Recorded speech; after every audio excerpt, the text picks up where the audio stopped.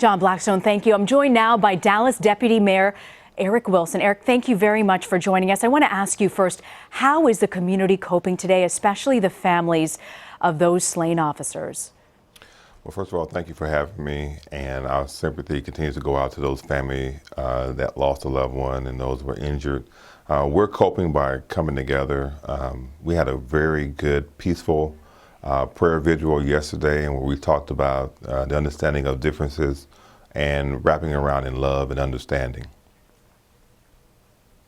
And tell us, Erik, how much community outreach has the city and the Dallas Police Department done in the past, and does more need to be done?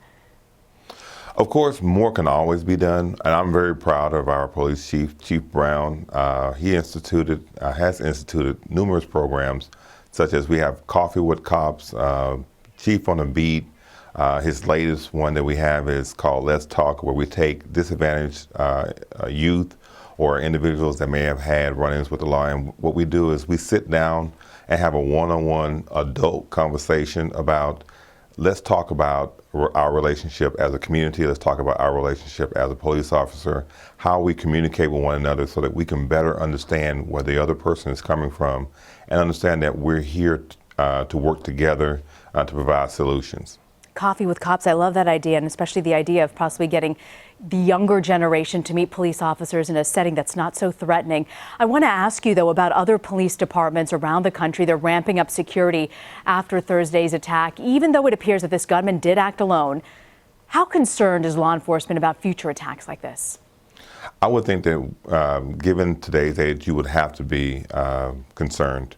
The biggest thing is I'm hoping that is learned from this lesson is that we need to engage the community and listen, genuinely listen, and have adult conversations about their frustrations, their concerns, and from that, real action take place.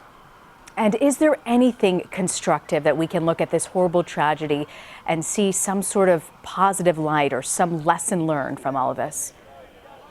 Lesson learned from this, unfortunately, this tragic incident is that we're all human. We all are in this together, and that if we continue down this path, we'll only continue to destroy ourselves. So the lesson here is that we need to communicate. We need to come together and provide real solutions to the issues that are plaguing the communities. Their voices need to be heard. As once they're heard, action needs to be taken. And we also know President Obama will visit Dallas next week. What do you hope will come out of that visit?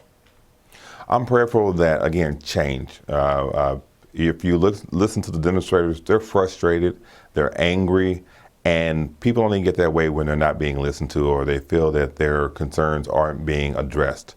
So it's a wake-up call for this country, it's a wake-up call for the cities to address those issues, to not have business as usual, because it is what got us here in the first place. Dallas Deputy Mayor Erik Wilson, thank you so much for joining us, sir. Thank you for having me.